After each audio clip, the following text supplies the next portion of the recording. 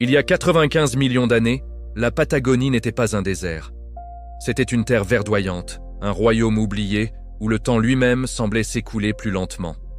Un monde sculpté à une échelle que nous peinons à imaginer. Et parmi les géants qui peuplaient toute cette terre, un colosse les dépassait tous, une force de la nature incarnée dans la chair et l'os. Son nom résonne encore comme un écho du passé. Argentinosaurus, l'animal le plus gigantesque que la Terre ait jamais porté. Chaque lever de soleil révélait sa silhouette monumentale, se déplaçant à travers la plaine, soulevant des nuages de poussière à chacun de ses pas. Le sol ne se contentait pas de porter son poids, il tremblait, annonçant l'arrivée du roi des titans. Sa taille défie l'imagination. Imaginez un être vivant long de 40 mètres, de la tête à la queue, un poids avoisinant les 80, parfois jusqu'à 100 tonnes de muscles, d'os et de vie. Ce n'était pas un simple animal, c'était une montagne en mouvement, une merveille biologique. Chacun de ses pas mesurés et puissants faisait vibrer la terre sous lui. Ses pattes, épaisses comme des colonnes de pierre, étaient conçues pour soutenir un poids colossal, ancrant cette forteresse vivante au sol.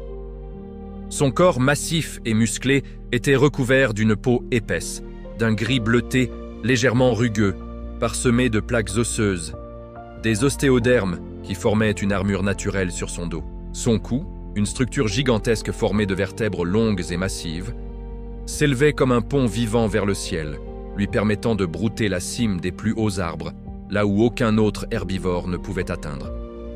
Tout au bout de ce cou se trouvait une tête étonnamment petite, un contraste saisissant avec la puissance brute de sa stature. Ses yeux, calmes et sombres, devaient observer un monde où chaque horizon appartenait aux géants comme lui. Et puis, il y avait sa queue, longue, souple, mais incroyablement puissante. Elle balançait l'immense masse de son cou et de son corps, mais elle était aussi une arme défensive, redoutable, capable de fouetter l'air et d'infliger des blessures mortelles à quiconque oserait le défier. Son royaume s'étendait sur les vastes plaines fertiles du Crétacé supérieur. Ce n'était pas le paysage aride que nous connaissons aujourd'hui. D'immenses rivières serpentaient à travers la terre, nourrissant des forêts d'araucaria et de conifères primitifs. Le vent faisait plier des écosystèmes entiers. Et dans ce décor grandiose, les troupeaux d'Argentinosaurus se déplaçaient avec une lenteur majestueuse.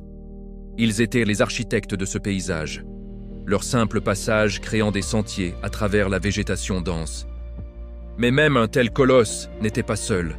Dans les ombres des forêts, ou à l'affût derrière les collines, un danger permanent rôdait. Les Giganotosaurus, d'immenses prédateurs parmi les plus grands de leur temps, observaient les troupeaux, attendant le moindre signe de faiblesse. Un individu isolé, un jeune égaré. La vie dans ce monde était un équilibre constant entre la puissance et la vulnérabilité. Malgré sa taille intimidante, l'Argentinosaurus restait une créature de chair et de sang. Un adulte en pleine santé était une forteresse quasi imprenable, mais les jeunes, bien que déjà immenses à la naissance, étaient des proies faciles pour les grands carnivores. La survie reposait sur la force du nombre. En groupe, les Argentinosaurus formaient une muraille vivante impénétrable, protégeant instinctivement leurs petits au centre du troupeau. Leur seule défense véritable n'était pas la vitesse, mais la puissance brute de leur corps et la solidarité du troupeau. Un coup de queue bien placé pouvait briser les os d'un Giganotosaurus. Un simple piétinement suffisait à anéantir une menace. Leurs cris, graves et profonds, devaient résonner sur des kilomètres, des appels de ralliement ou d'avertissement qui maintenaient la cohésion de cette société de géants. Puis, inéluctablement, le monde a changé. Le climat s'est transformé, les mers ont monté, les continents ont poursuivi leur lente dérive. L'environnement qui avait permis l'émergence de ces titans a commencé à disparaître. Lentement, sur des milliers d'années, les géants se sont éteints. Ils ont disparu, ne laissant derrière eux que des fragments énigmatiques de leur passage. Des os si gigantesques qu'ils semblent appartenir à des créatures mythologiques, gravées pour l'éternité dans la pierre du temps. Aujourd'hui, dans les déserts de Patagonie, des paléontologues exhument ces trésors. Une vertèbre pesant plus lourd qu'un homme, un fémur plus grand qu'un être humain. Chaque fossile est une pièce du puzzle, un témoignage silencieux de la grandeur perdue de ces créatures. L'Argentinosaurus n'était pas qu'un dinosaure géant, parmi d'autres. Il était la preuve vivante que la vie, lorsqu'elle en a l'opportunité, ne connaît parfois aucune limite, repoussant les frontières du possible. Il incarne la majesté et la puissance d'un monde révolu.